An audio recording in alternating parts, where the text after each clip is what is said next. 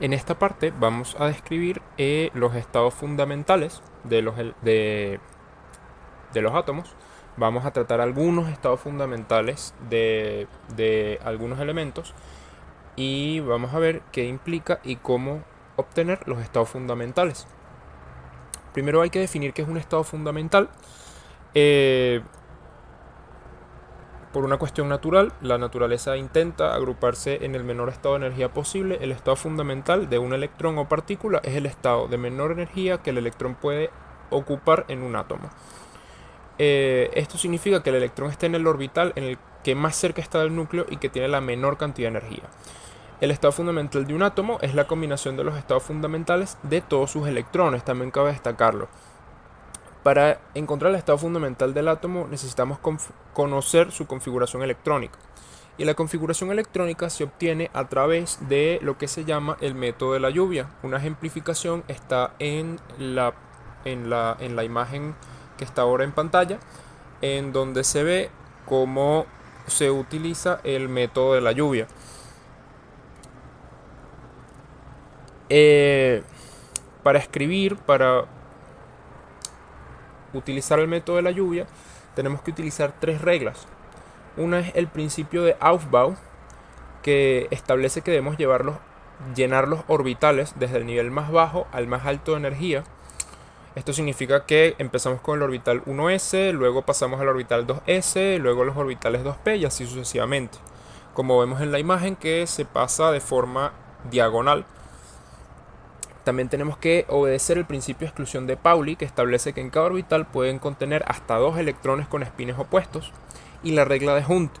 Esta regla esta vez establece que cuando llenamos orbitales de igual nivel de energía debemos colocar un electrón en cada orbital antes de emparejarlos.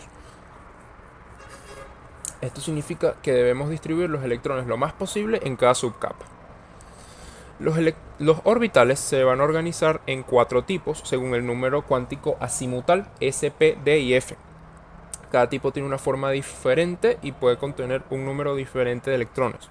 Los orbitales S son esféricos y pueden contener hasta 2 electrones. Los P tienen forma de mancuerna y pueden contener hasta 6 electrones. Y los orbitales D son en forma de trébol y pueden contener hasta 10 electrones.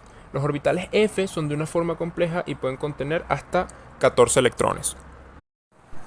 Obteniendo la configuración electrónica nos dice muchas cosas. Obtener la configuración electrónica nos dice muchas cosas sobre el átomo que estamos tratando.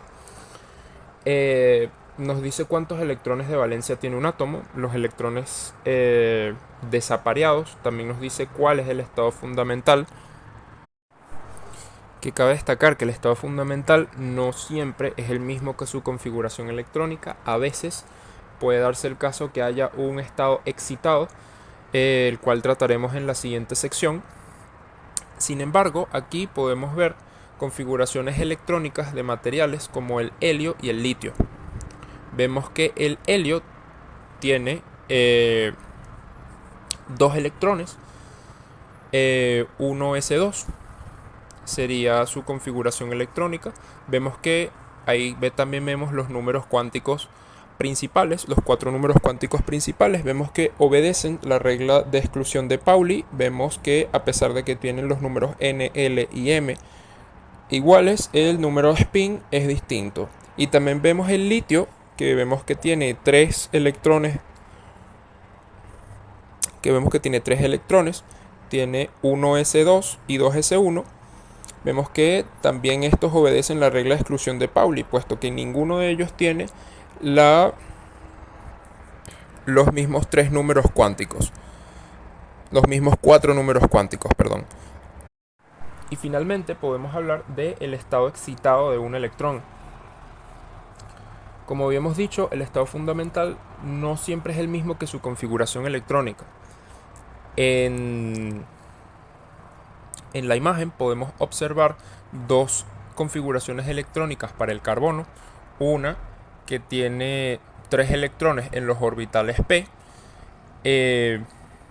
y solo un electrón en el orbital 2s. Esto se conoce como estado excitado.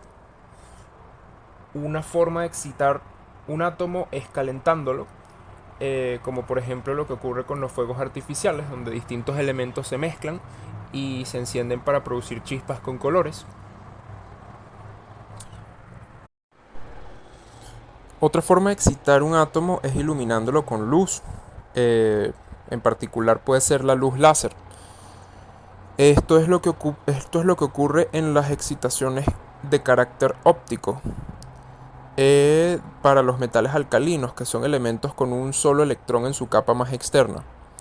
Estos elementos tienen una estructura simple pero muy bien definida y facilita su estudio experimental y teórico en este ámbito. ¿Qué pasa? Que al iluminarlos con luz láser con una frecuencia adecuada se puede inducir una transición entre dos niveles energéticos del electrón externo. Esta transición puede ser absorbida o emitida por el átomo dependiendo del tipo y la intensidad del láser.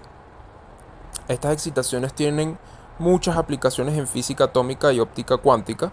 Por ejemplo, se pueden usar para crear láseres sintonizables, enfriar y atrapar átomos mediante trampas ópticas y estudiar colisiones atómicas e interacciones entre fotones. Estas excitaciones se clasifican según el tipo de transición que implican.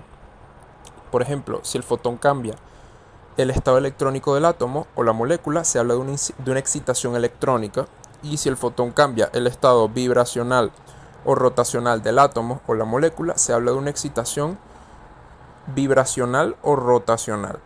Si el fotón cambia el estado nuclear del átomo, se habla de una excitación nuclear. A su vez, son fundamentales para entender fenómenos naturales como por ejemplo la fotosíntesis, la visión, la bioluminiscencia o el láser. Además son la base de dispositivos de diodos emisores como la luz LED o los diodos láser, los paneles solares o los sensores ópticos.